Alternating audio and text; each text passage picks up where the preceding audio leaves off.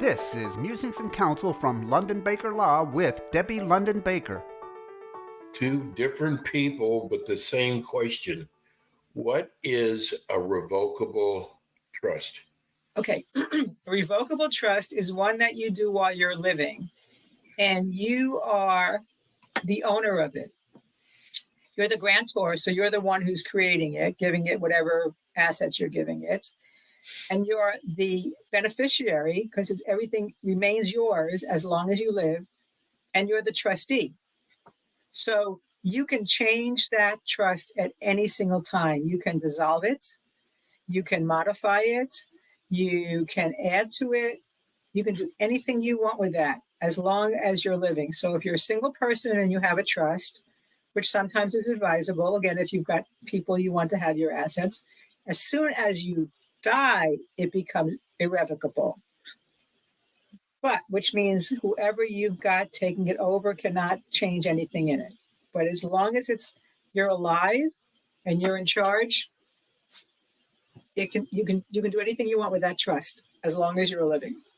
I hope that answers the question. Yeah. Do you like revocable trust? Yeah, yes, and that's what I do. There are places for irrevocable trusts where I think for tax considerations and stuff like that. But I'm not working I'm not working with people who have vast wealth meaning 10, 15, $20 million. So I'm working with people who might have a couple of $1 million, but they're not in danger of estate taxes, so they don't have to protect their money for that purpose. There are income tax, there are insurance trusts that are irrevocable. There are a number of different places for them. I haven't had a call for them yet, but so I'm a big proponent of the revocable because I would hate to think, well, let's just say you left a specific amount of money to a child, your child or a niece or nephew, it doesn't matter. And over the years, the child ran into substance abuse problems or something like that. By it being revocable, you can change it. You can modify how that child or beneficiary would get their money. So what is the difference in a living will? Okay, that's a confusion that most people have. A living will is about end of life decisions. A last will is about what happens after you die. Okay.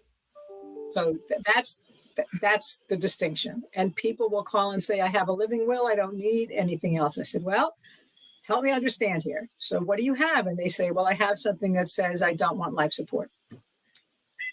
That is a living will. But what you're asking for is what happens to your bounty is the legal term. What happens to your stuff after you die? Oh, I didn't know that.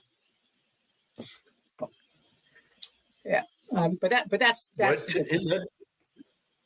Does that help also with probate by having a revocable trust? Yes. Your assets and your revocable once your assets are in the trust, then the trust takes care of everything at the end because it's owned by the trust. So you could own a home. I don't know if you and Sophia own a home, but if you owned a home and you had a trust, you can put the trust into the home. The trust becomes the remainder beneficiary. So you've passed it outside of probate. If you own a home and you don't name anybody to own that home when the second of you dies, that's a probate asset. You can't say in a will, my brother and sister-in-law get our home. Won't work. That's probate. Your brother and sister-in-law will have to go through probate to get the home you could have given them in a different way and avoided all of that. Debbie, this show goes by so fast. Give everybody your phone number. Okay, my phone number is 813-586-1332.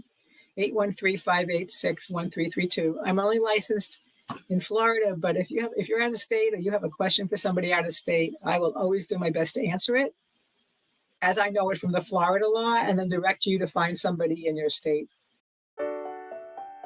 This has been Musings and Counsel from London Baker Law. Learn more at londonbakerlaw.com. Thanks for listening.